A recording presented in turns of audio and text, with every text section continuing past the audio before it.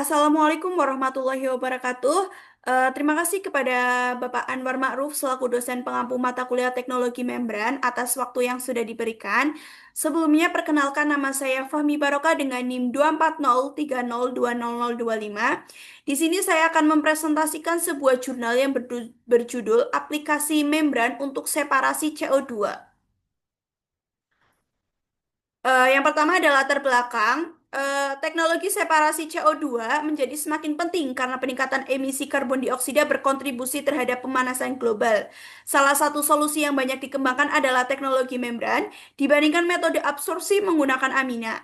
Teknologi membran memiliki beberapa keunggulan. Sistemnya lebih sederhana, tidak membutuhkan bahan kimia tambahan dalam jumlah besar, lebih mudah dioperasikan dan konsumsi energinya relatif lebih rendah. Namun performa membran dipengaruhi oleh dua parameter utama, yaitu selektivitas dan permens.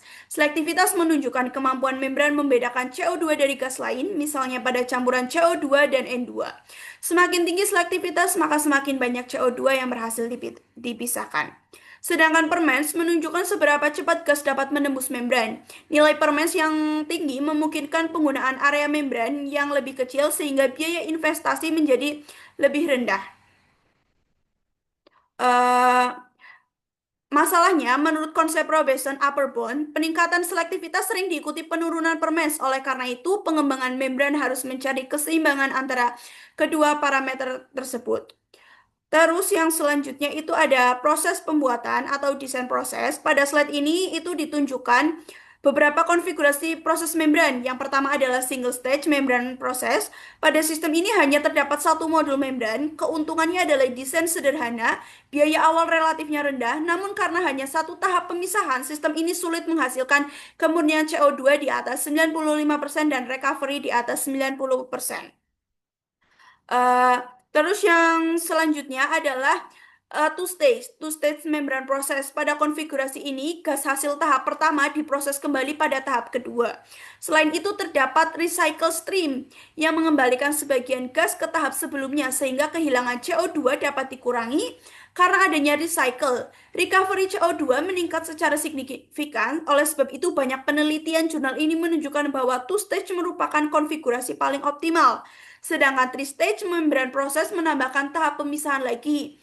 Secara teori, kemurnian dan recovery bisa meningkat, tetapi peningkatannya kecil dibanding tambahan biaya, kebutuhan energi, dan kompleksitas operasinya.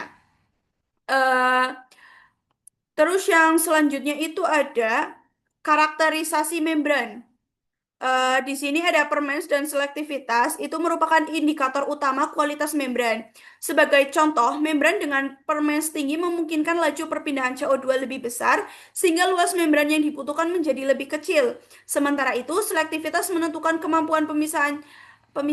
Jika selektivitas CO2 eh, atau N2 tinggi, maka lebih banyak CO2 yang lolos dibandingkan N2, sehingga produk menjadi lebih murni.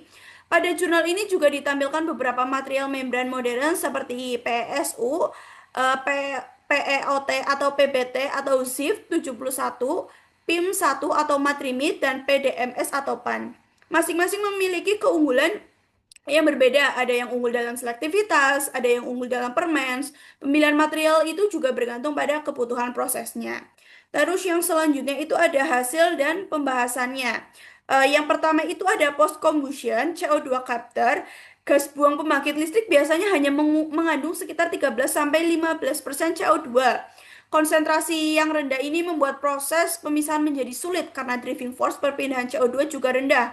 Target DOE Amerika Serikat adalah kemurnian CO2 lebih dari 95% dan recovery lebih dari 90%. Berdasarkan hasil simulasi, sistem two-stage dapat mencapai target tersebut dengan selektivitas membran sekitar 40 sampai 52. Terus yang selanjutnya itu ada biogas upgrading CH4 atau CO2.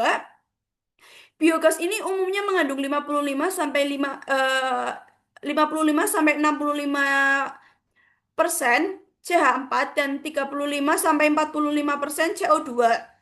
CO2 itu harus dihilangkan agar nilai kalor biogas meningkat dan dapat digunakan sebagai biometan. Nah, hasil penelitian itu menunjukkan bahwa sistem two-stage mampu menghasilkan CH4 lebih dari 97% dengan recovery sekitar 99%.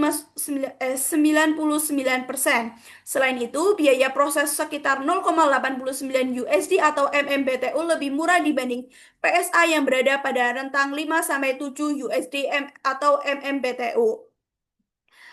Terus yang selanjutnya, yang ketiga itu ada natural gas CO2 removal. Pada gas alam, kandungan CO2 harus diturunkan hingga kurang dari 2%. Jika kandungan CO2-nya itu terlalu tinggi, maka nilai kalor gas berkurang dan dapat menimbulkan masalah operasional pada pipa distribusi. Karena proses dilakukan pada tekanan tinggi, efek Joule-Thomson harus diperhatikan. Saat tekanan turun melewati membran, temperatur gas ikut turun sehingga permeabilitas membran dapat berubah dan mempengaruhi kinerja proses. Terus yang selanjutnya itu ada kesimpulan. Kesimpulan utamanya dari jurnal ini itu adalah keberhasilan separasi CO2 tidak hanya ditentukan oleh material membran, tetapi juga oleh desain proses. Konfigurasi two-stage membran proses merupakan pilihan paling menjanjikan karena mampu memberikan keseimbangan terbaik antara kemurnian produk, recovery, konsumsi energi, dan biaya operasi. Selain itu, peningkatan selektivitas cenderung menurunkan konsumsi energi, sedangkan peningkatan performance dapat mengurangi luas membran yang dibutuhkan. Oleh karena itu, pengembangan teknologi membran ke depan harus dilakukan secara terpadu antara pengembangan material dan optimasi desain proses. Sekian presentasi dari saya, kurang lebihnya mohon maaf. Wassalamualaikum warahmatullahi wabarakatuh.